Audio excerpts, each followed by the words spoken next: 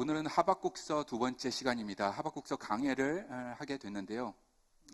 2주 정도면 되겠다, 그렇게 생각이 되었습니다. 오늘은 그 두 번째 시간입니다. 첫 번째 시간에는 두 가지 질문에 우리가 집중을 하게 되었습니다. 첫 번째 질문 기억나시나요? 하박국이 하나님께 한 첫 번째 질문, 그것은 언제까지입니까? 라는 것이었습니다. How long? 이라는 질문이었습니다. 그리고 두 번째 질문은 Why? 라는 질문이었습니다. 어찌하여 하나님 이대로 보고 계시는 것입니까? 라는 두 개의 질문을 하고 있습니다. Why? Why are you letting this happening to us? 하나님께 질문을 하지만 하나님을 고발하는 말투로 이렇게 질문을 하고 있습니다. 어찌하여야? 어찌하여 하나님 이것을 그냥 두고 계십니까? 언제까지 이러실 것입니까, 하나님? 김기용 장로님이 이런 질문을 하지 않았을까, 저는 그분의 자서전을 보면서 생각하게 되었습니다. 시골 소년 꿈을 이루다라는 자서전이 있습니다. 제가 저번 주에 이 자서전을 읽는데 앞부분을 보다가 쭉 빨려 들어가서 쭉 끝까지 읽게 되었습니다. 김기용 장로님의 삶은 정말 파란만장했습니다. 시작부터 그러했습니다. 전쟁 중에, 한국 전쟁 중에 본인이 몇 차례나 죽을 고비를 넘기셨습니다. 폭탄이 떨어져서 몸이 붕 떠서 어딘가에 꽂혀지는 경우도 있었습니다. 중상을 입어 침대에 누워 있습니다. 아무것도 할 수 없어 도움만 기다리고 있는 때도 있었습니다. 천장만 바라보고 있을 때가 있었습니다. 그리고 말할 수 없는 고통 가운데 심각한 부상으로 죽어가는 전우들도 바로 눈옆에서 보게 되었습니다. 눈뜨고는 볼 수 없는 장면들이 계속 이어지고 있습니다. 김기용 장로님이 이런 질문을 하지 않았을까? 하나님, 어찌하여? 하나님, 언제까지 이러실 것입니까? 불의가 관영합니다. 상대방을 그대로 놔두지 않는 세상입니다. 악마도 이런 악마가 없습니다. 상대방을 악마화하는 세상. 폭력이 너무 많아서 일상화된 세상. 하나님 도대체 왜 이러시는 겁니까? 언제까지 이러실 겁니까? 제가 아는 선한 하나님 맞습니까? 고개를 절레절레 흔드는 것입니다. 이런 질문, 현실적인 질문을 김기용 장로님도 하셨던 것이고, 그리고 하박국도 하고 있는 것이고, 현대를 살고 있는 여러분과 저도 하고 있는 것입니다. 이런 질문에 하나님께서 대답을 하셨지요. 그 질문에 대한 대답, 하박국서 2장 2절에서 4절 말씀 한 번 더 읽고 들어가겠습니다. 같이 한번 읽을까요? 주님께서 나에게 대답하셨다. 너는 이 묵시를 기록하여 판에 똑똑히 새겨서 누구든지 달려가면서도 읽을 수 있게 하여라. 이 묵시는 정한 때가 되어야 이루어진다. 그 다음, 끝이 곧 온다는 것을 말하고 있다. 이것은 공연한 말이 아니니 비록 더디더라도 그 때를 기다려라. 반드시 오고야 만다. 늦어지지 않을 것이다. 마음이 한껏 부푼 교만한 자를 보아라. 그는 정직하지 못하다. 그러나 의인은 믿음으로 산다. 이 세 단어를 주셨습니다. 의인, 믿음, 산다. 히브리어로는 의인, 믿음, 산다. 이렇게 세 단어를 대답으로 하박국에게 주셨습니다. 그래서 번역하는 것이죠. 헬라어로도 번역이 됐습니다. 영어로도 번역됐습니다. 한국말로도 번역, 중국말로, 일본말로 다 세계 온 나라 말로 번역이 되었습니다. 이런 식으로 번역되었죠. 의인은 믿음으로 산다. 의인은 믿음으로 말미암아 산다. 의인은 믿음 때문에 산다. 이런 식으로 번역이 된 것입니다. 하나님께서 주신 세 단어, 의인, 믿음, 산다. 오늘은 믿음으로 사는 것에 대해서, 이 사는 것이 어떤 것인지에 대해서 같이 묵상해 보기를 원합니다. 로마서도 이 세 단어를 중심으로 기록되어 있고, 로마서의 이 세 단어 가지고 마틴 루터는 16세기에 종교개혁을 하였습니다. 로마서 1장 17절에 이런 말씀 있습니다. 같이 읽을까요? 복음에는 하나님의 의가 나타나서 믿음으로 믿음에 이르게 하나니 기록된 바와 오직 의인은 믿음으로 말미암아 살리라 함과 같으니라. 갈라디아서 3장도 보겠습니다. 갈라디아서 3장 11절 말씀 같이 읽을까요? 또 하나님 앞에서 아무도 율법으로 말미암아 의롭게 되지 못할 것이 분명하니 이는 의인은 믿음으로 살리라 하였음이라. 마지막으로 히브리서도 볼까요? 히브리서 10장입니다. 같이 읽습니다. 너희에게 인내가 필요함은 너희가 하나님의 뜻을 행한 후에 약속하신 것을 받기 위함이라. 잠깐 후면 오시리가 오시리니 지체하지 아니하시리라. 나의 의는 믿음으로 말미암아 살리라. 아멘. 여러분, 이 믿음은 단순한 믿음만 가지고 살라는 그런 의미가 아니라 이것은 기독교의 중심이요 핵심 내용인 것입니다. 단순히 천국 가서 하나님과 영원히 사는 것을 넘어서 이 땅에서 우리가 삶을 어떻게 살아나가야 하는가. 왼쪽을 봐도 폭력, 오른쪽을 봐도 폭력, 앞을 봐도 폭력, 뒤를 봐도 폭력, 이런 상황 속에서 나는 어떻게 살아나가야 하는가라는 근본적인 질문에 대한 대답인 것입니다. 그 대답이 바로 세 단어, 의인, 믿음, 살다는 것입니다. 히브리어로 이에체라는 이 단어, 살다라는 것은 단순한 생존을 넘는 것입니다. 불완전한 이 땅에 우리가 살고는 있지만 의미 있게 살 수 있다. 우리가 이곳에서 정말 생명체에 계수되면서 살 수 있다. 그거는 하나님과의 관계 속에서 살 때에 가능한 것이다 라는 것을 알려주고 있습니다. 하나님과의 관계 속에서 사는 것, 그게 핵심이다. 그럴 때도 필요한 것이 믿음이다 라고 말을 합니다. 계속 이 세 단어에서 왔다 갔다 하네요. 의인, 믿음, 살다. 살기 위해서도 믿음이 필요하고, 의인이라 칭함을 받기 위해서도 믿음이 필요하고, 모든 사람이 죄를 범하였음에 하나님의 영광에 이르지 못하더니 의인이라 칭함을 받았는데 믿음으로 인하여 의인이라 칭함을 받았다. 로마서에 기록되어 있습니다. 의인, 믿음, 살다. 멸망치 않고 살아갈 수 있는 이유, 그것도 바로 믿음이다. 믿음이 우리의 삶을 살 수 있게 하는 원동력이 된다라는 그러한 말씀입니다. 저는 믿음이 우리 삶의 원동력이 된다 그런 생각을 할 때에 저는 이 이야기가 저의 삶에서 있었던 이 일이 떠오릅니다. 저희 아버지가 자전거를 사주신 적이 있어요.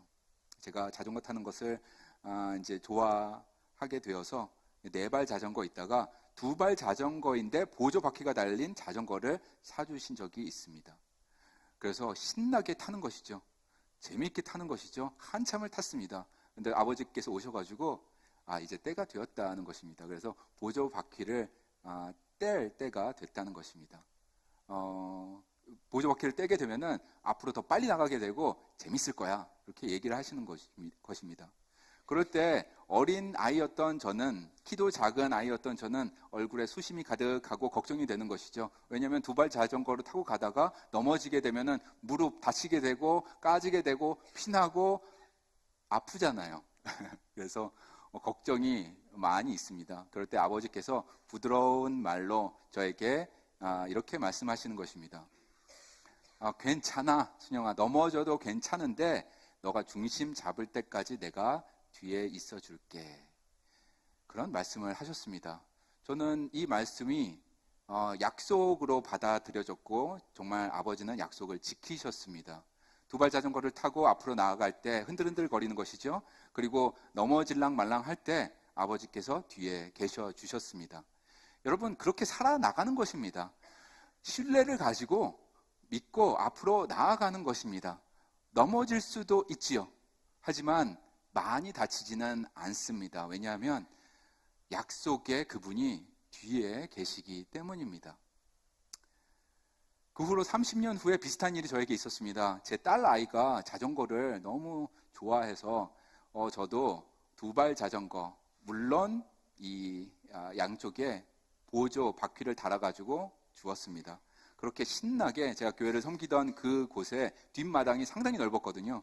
신나게 달리고 달렸습니다. 그럴 때에 뒷모습을 보는데 30년 전에 저의 모습처럼 보여졌습니다. 그래가지고 아빠의 미소가 이제 생기는 것이죠. 그리고 때가 된 듯해서 이제 아이를 불러가지고 아이가 동그랗게 눈을 뜨고 아빠 왜요? 하면서 다가오는 것입니다. 그래서 보조 바퀴를 내가 이제 뗄 때가 된 것 같다. 그 assistant wheels, I will take them off and it will be fun. 그렇게 얘기해 줬습니다. 그랬더니 제 딸 아이 은혜가 어떻게 대답했을까요? 아버지 정색을 하면서 no way. 아버지 안 돼요. Don't do that. You cannot do that. 그렇게 얘기를 하는 거예요. 그래서 제가 어떻게 했을까요? 안 했습니다. 할 수가 없었습니다. 여러분 제 딸 아이의 눈을 보면 그렇게 할 수가 없었어요. 30년 전하고는 많이 달랐습니다. 그런데 좋은 거는 아이의 신뢰를 얻기는 했습니다. 나의 말을 들어주는 아버지하고 그러한 최소한의 믿음은 얻게 되었습니다. 요즘 세대 전과는 많이 틀리더라고요. 제가 아버지의 목소리로 부드럽게 얘기했는데도 듣지를 않더라고요. 그래서 뗄 수가 없었습니다. 아무튼 신뢰를 얻었으니 다행입니다. 여러분, 아버지를 향한 신뢰 가지고 나아가는 것입니다. 살아가는 것입니다. 하나님과의 신뢰 관계 속에서 우리는 살아야 합니다. 마치 어린아이가 아버지가 받아줄 것을 믿어 의심치 아니하고 수영장에서 점프하는 것처럼 전적인 신뢰를 가지고 살아나가야 하는 것입니다. 세상은 우리에게 불안과 염려 계속해서 주고 있습니다. 끊임없이 제공합니다. 여러분 생각해 보세요. 요즘만 있는 일도 아니었습니다. 전쟁의 소문은 늘 있었습니다. 그리고 정치적인 불안도 늘 있던 것이었습니다. 이때 중요한 점은 우리가 그럼에도 불구하고 아버지의 하나님을 신뢰하며 살아갈 수 있을까? 라는 질문입니다. 힘들고 어려울 때도 신뢰할 수 있는가? 두렵고 낙심될 때도 아버지 하나님을 믿고 살아갈 수 있는가? 라는 질문입니다. 예를 들어 이럴 때입니다. 하박국이 처한 상황 한번 볼까요? 예를 들어 이런 때입니다. 3장 17절 말씀 보도록 하겠습니다. 비록 무화과 나무가 무성하지 못하며 포도나무에 열매가 없으며 감람나무에 소출이 없으며 밭에 먹을 것이 없으며 우리의 양이 없으며 외양간에 소가 없을지라도 신뢰할 수 있겠니? 라는 것입니다. 이 구절은 우리가 노래로 부르는 구절이기 때문에 익숙합니다. 그래서 더 피부에 잘 와 닿지 않을 수가 있을 것 같아서 제가 다시 한번 풀어드릴게요. 이 스크린 띄워놔 주시고요. 비록 무화과 나무가 무성하지 못하며, 이 말은 무슨 말이었냐면 과일이 없다, 채소가 더 이상 없다, 그런 말입니다. 여러분, 포도나무에 열매가 없으며, 이 말은 포도나무에 열매가 없다면 와인을 만들 수 없다라는 그러한 뜻입니다. 그 당시에 깨끗한 수도 시스템이 없었던 시절에 믿고 마실 와인, 이제 더 이상 없다는 것입니다. 그리고 와인으로 할 수 있는 신성한 의식도 할 수 없다라는 것입니다. 혼인잔치에 꼭 필요한 것도 할 수 없다라는 것입니다. 그리고 성결식, 할례식에 꼭 필요했었는데 이제는 더 이상 이것으로 할 수가 없다. 이들에게는 심각한 문제였습니다. 그 다음에 볼까요? 감람나무에 소출이 없다. 감람나무는 올리브죠. 말 그대로 올리브가 없다는 것입니다. 여러분, 우리는 올리브 없이도 살 수 있지만 그 당시에 사람들은 올리브 너무 중요했습니다. 올리브 먹는 걸로도 중요했었고, 올리브가 있기 때문에 요리를 할 수 있었습니다. 그 기름으로 요리를 더 이상 할 수가 없다라는 그런 뜻입니다. 그 다음 볼까요? 밭에 먹을 것이 없으며, 말 그대로 밭에 먹을 것이 없다라는 뜻입니다. 벼도 없고, 그 다음에 보리도 없고, 밀도 없어서 빵을 만들 수 없다라는 뜻입니다. 그리고 쌀로 밥을 지을 수도 없다라는 그런 뜻입니다. 그 다음에 볼까요? 우리의 양이 없으며 외양간에 소가 없을지라도. 너무 중요한 두 개가 없네요. 여러분, 고기 좋아하시는 분들 이거 어떻게 해요? 양이 없고 소가 없습니다. 우유를 먹을 수 없습니다. 그리고 육류도 섭취할 수가 없습니다. 돼지는 먹지도 않는 사람들입니다. 이런 상황입니다. 심각한 상황입니다. 생명을 유지할 어떤 음식도 없다. 눈앞에 기아만 있고 빈 곳만 가득하다. 실제로 그러했습니다. 동쪽에서 세력을 키운 바벨론이라는 나라는 아시리아를 정복하고 그 근동 세계를 정복했습니다. 평정했습니다. 바벨론에 충성을 하면 봐주었지만 반란을 일으키는 국가들에게는 가차 없이 대했습니다. 밭에 농작물을 불태워버렸습니다. 가축을 도살해버렸습니다. 과일 나무가 있다면 뽑아버렸습니다. 그리고 포도나무도 완전히 뒤엎어 버렸습니다. 그런 일이 실제로 있었습니다. 그렇게 바벨론은 반역한 피지배민들을 굶겨 죽였습니다. 그리고 폭력을 일삼았습니다. 폭력이 얼마나 관영했었던지 당시에 하박국과 동시대에 살았던 선지자가 있었는데 그 선지자도 이렇게 이야기하고 있습니다. 그 선지자의 이름은 예레미야라는 선지자입니다. 예레미야가 하는 말도 한번 들어볼까요? 제가 읽겠습니다. 예레미야 애가서 2장 20절입니다. 여호와여 보시옵소서. 저는 이것을 읽으면서 이렇게 읽었을 것 같아요. 하박국의 말투로 읽었을 것 같습니다. 고발하는 말투, 하나님을 원망하는 말투로 썼을 것 같습니다. 하나님이여 보시옵소서. 눈이 있으면 보시옵소서. 지금 일어나는 상황을 보시옵소서. 주께서 누구에게 이같이 행하셨는지 좀 보시옵소서 하면서 고발하는 말투로 말하고 있습니다. 그 다음 구절이 너무나 놀랍습니다. 예레미야가 이렇게 얘기합니다. 힘이 없어요. 이제 여인들이 어찌 자기 열매 곧 그들이 낳은 아이들을 먹으며.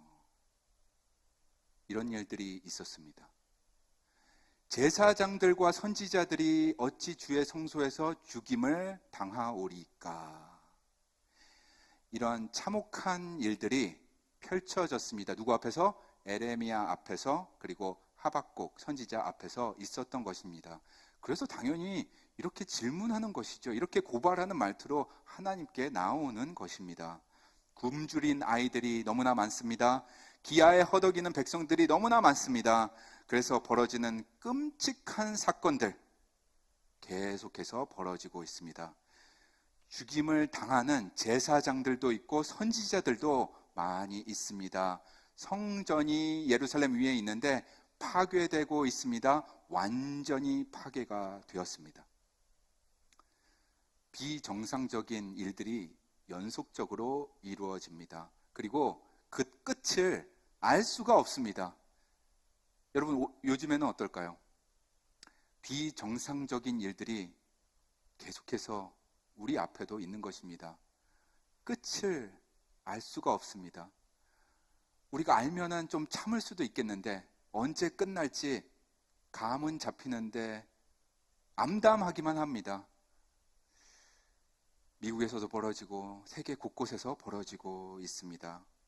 기반 시설이 파괴되고 있습니다. 농업지가 파괴되고 병원도 폭격받고 학교도 폭격받고 마을을 불태우기도 하고 선량한 사람들이 죽어가는 일들이 계속됩니다.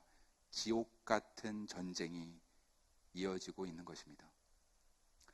3장 17절의 상황이 여러분 우리 시대의 현실입니다. 그런데 여기 보니까 하박국이 우리에게 그 다음 말씀을 주고 있습니다. 하박국 3장 17절에서 끝났다면 답답할 것 같아요. 그리고 소망이 없습니다. 그리고 두려움 가운데 살게 될 것입니다. 아무 미래에 대한 소망 없이 살게 됩니다. 그러나 3장 17절 그 다음 절이 있어서 우리가 소망이 있습니다. 놀라운 말을 하박국이 하고 있는데 그는 현실에 머물지 않습니다. 17절에서 넘어갑니다. 더 이상 두려워하지 않습니다. 겁내지 않습니다. 망연자실하지 않습니다. 그 이유는 하박국은 하나님으로부터 대답을 들었기 때문입니다. 그러므로 여러분, 하박국과 같은 질문을 하신다면, 하박국의 1장과 2장을 통과하신다면 3장에 이를 수 있는 것입니다. 우리가 1장, 2장 읽고 3장까지 읽을 수 있다면, 묵상하고 가슴에 새기고 적용하고 살 수가 있다면 우리도 하박국처럼 살 수 있는 것입니다. 다시 한번 읽어볼까요? 17절, 18절입니다. 같이 읽습니다. 비록 무화과 나무가 무성하지 못하며 포도나무에 열매가 없으며 감람나무에 소출이 없으며 밭에 먹을 것이 없으며 우리의 양이 없으며 외양간에 소가 없을지라도 나는 여호와로 말미암아 즐거워하며 나의 구원의 하나님으로 말미암아 기뻐하리로다. 아멘. 이 말을 들어보면은 저는 결심으로 느껴집니다. 즐거울 결심, 기뻐할 결심. 여러분, 우리 주위를 보면 안 좋은 일들이 더 많습니다. 사실 그렇죠. 이럴 때 뭐가 필요하나? 결심이 필요합니다. 힘들고 어려운 일들 너무나 많습니다. 끔찍한 일들도 계속 이어지고 있습니다. 그럴 때 무엇이 필요한가? 그때 필요한 것은 인텐션이 필요합니다. 결심이 필요합니다. 즐거울 결심, 즐거워할 결심, 기뻐할 결심이 필요한 것입니다. 사업이 어렵습니다. 그렇죠? 예상하지 못한 시장의 변화로 사업이 어려워져 가는 분들 보게 됩니다. 우리 교인 안에도 있습니다. 경제적으로도 불안합니다. 실직할 수도 있다는 이 공포 그리고 두려움이 늘 있습니다. 제 남동생이 하와이에서 연방정부에서 근무하는데 제가 늘 그런 얘기를 했습니다. 너는 좋겠다. 직장이 안정적이어서 그런 얘기를 했는데 며칠 전에 전화를 왔는데 떨리는 목소리로 전화를 했습니다. 형, 로그인이 안 돼 하면서 제가 그 목소리를 들었는데 와, 떨리더라고요. 동생의 떨리는 목소리를 정말 오랜만에 들었습니다. 그 다음 날 로그인이 됐다고 합니다. 뭐 테크니컬 디피컬티가 있었다고 그래요. 그래서 이 두려움이 있습니다. 실직할 가능성에 대한 공포가 누구에게나 있는 것입니다, 여러분. 관계성에서도 어려움이 있습니다. 가족 간의 갈등들이 있습니다. 해소하고 싶은데, 해결하고 싶은데 잘 되지가 않습니다. 친구 간에도 갈등이 있습니다. 이해의 차이가 있습니다. 그로 인해서 갈등, 배신도 있습니다. 이런 갈등이 우리의 삶을 옥죄어 오고 있습니다. 건강 문제도 있습니다. 본인의 건강도 문제지만은 상대방의 건강, 가족 구성원들이 건강 문제로 힘들어하는 모습을 보게 되면 너무나 마음이 아픈 것입니다. 사회적인 어려움도 있습니다. TV를 켜기가 무섭습니다. 신문을 펴기가 무섭습니다. 유튜브라는 매체를 볼 때마다 마음이 정돈이 안 됩니다. 갈등과 폭력의 시대, 그 시대를 우리가 겪어 나가고 있는 것입니다. 오늘 제가 여러분에게 드릴 말씀은 이것입니다. Nevertheless, 그럼에도 불구하고 우리에게는 하박국 3장 18절이 있다라는 말씀입니다. 하박국은 18절에서 이렇게 결심합니다. 기뻐할 결심, 즐거워할 결심, 그리고 이렇게 선포하고 있습니다. 그런 일이 있을지라도 그럼에도 불구하고 나는 여호와로 말미암아 즐거워하며 나의 구원의 하나님으로 말미암아 기뻐하리로다. 아멘. 이 구절이 오늘 우리의 신앙 고백이 되기를 간절히 소망합니다. 우리의 노래가 되기를 간절히 기도합니다. 여러분, 이 구절을 보면은 특이한 점이 하나 있는데요. 우리가 시편을 좋아하시잖아요. 시편을 읽다 보면은 기뻐한다, 즐거워한다 나올 때에 항상 이유를 얘기해 줍니다. 나는 무엇으로 인하여 기뻐한다. 나는 무엇 때문에 즐거워한다 하고 이유를 얘기하고 있는데, 하박국은 이유를 얘기하지 않습니다. 그저 아무것도 없는 가운데서 기뻐하고 즐거워할 결심을 하고 있습니다. 이 세상 모든 것이 없어진다 하더라도 하나님 한 분만으로 나는 충분합니다. 하나님 때문에 기뻐합니다. 즐거워합니다. 이러한 고백입니다. 하박국의 기쁨은 하나님이 주시거나 약속해 주신 어떤 좋은 것으로 인함이 아니라 그의 기쁨의 원천은 하나님 자체, 하나님과의 관계, 그것입니다. 나는 여호와로 말미암아 즐거워하며 나의 구원의 하나님으로 말미암아 기뻐하리로다. 우리 같이 한번 고백할까요? 나는 여호와로 말미암아 즐거워하며 나의 구원의 하나님으로 말미암아 기뻐하리로다. 아멘. 여러분, 이 결심이 우리의 신앙 고백이 되어야 하겠습니다. 사실 여러분, 저는 이 18절이 여전히 도전입니다. 큰 도전입니다. 목사로서 아니라 한 인간으로서 정직하게 여러분에게 말씀드리고 싶습니다. 이 18절은 저에게 너무나 어려운 숙제이자 도전입니다. 힘들고 어려운 현실을 제가 직시하고, 그리고 하나님으로 인해 그분만으로 기뻐할 수 있는가라는 결심, 그것을 유지할 수 있는가라는 것이기 때문입니다. 그래서 스스로에게 질문을 해보았습니다. 만약입니다. 이거는 제가 몸이 갑자기 안 좋아져서 쓰러진다면, 설교하다가 갑자기 뇌에 이상이 생겨서 쓰러지게 된다면 무슨 일이 벌어질까? 교회에서 더 이상 설교 못하게 됩니다. 그리고 교인들과 밝은 얼굴로 인사도 못하게 될 것입니다. 그리고 제가 너무 좋아하는 오솔길을 걷는 것, 아내와 함께 오솔길을 걸으면서 이야기하는 것도 포기해야 될 것입니다. 제 입에 마비 증세가 생겨서 딸 아이들에게 사랑한다는 말을 더 이상 못하게 되는 상황이 오게 된다. 그럴 때에라도 나는 기뻐할 결심, 즐거워할 결심 유지할 수 있을까라는 질문을 저 스스로에게 던져봅니다. 그러므로 이 18절은 너무도 큰 도전인 것입니다. 사랑하는 성도님 여러분, 오늘 하박국 18절이 우리에게 도전이 되겠습니다. 그러나 간절히 소망하는 것은 이 구절이 저와 여러분 마음 깊숙한 곳 중심의 신앙 고백이 되기를 간절히 소망합니다. 하나님 한 분만으로 충분하다. 하나님께서 구원과 정의에 대한 약속을 지키실 것이기에 나는 기다린다. 하나님께서 나의 구원자 되시니 나는 기뻐한다. 그리고 오늘 즐거움 가지고 살 것이다 라는 결심 말입니다.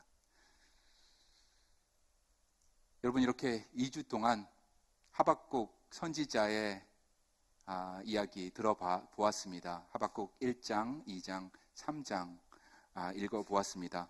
하박국은 무너져가는 세상 가운데 살면서 느끼는 두려움이 있었습니다. 그 두려움 가운데, 공포 가운데 하나님께 질문을 하게 되었고 대답을 얻게 되었습니다.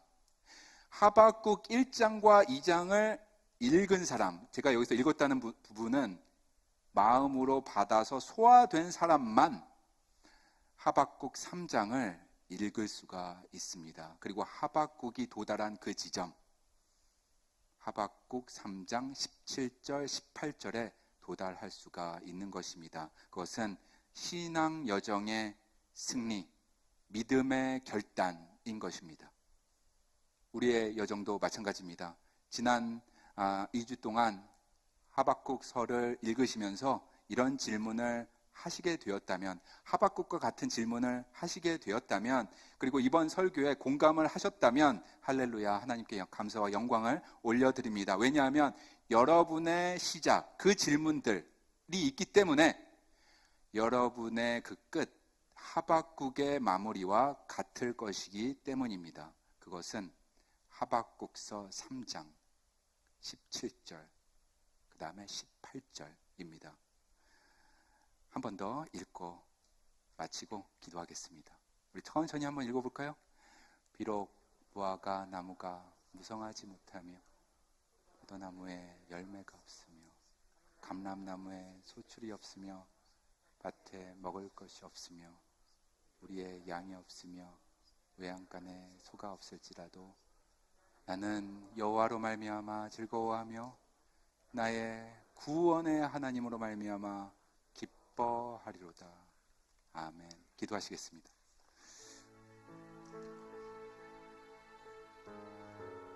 거룩하신 하나님, 구원의 하나님, 감사합니다. 은혜와 사랑 부어주심 감사합니다. 오늘 주신 말씀 기억하고 감사드립니다. 하박국 선지자의 이 귀한 결심, 우리의 결심 되게 하여 주시옵소서. 하박국 선지자의 신앙 고백이 우리의 고백, 오늘 이 시간의 고백뿐만 아니라 한 주간의 고백 되게 하여 주시옵소서. 우리 인생의 고백 되게 하여 주시옵소서. 나는 여호와로 말미암아 즐거워하며 나의 구원의 하나님으로 말미암아 기뻐하리로다. 하나님 한 분만으로 충분합니다. 고백하며 나아가는 여기 모인 우리 모두 되게 하여 주시옵소서. 온라인으로 참여하신 분들 다 되게 하여 주시옵소서. 주님께서 부어주시는 그 기쁨과 구원의 감격 가지고 살아가는 우리 모두 되게 하여 주시옵소서. 예수 그리스도 이름으로 기도합니다. 아멘.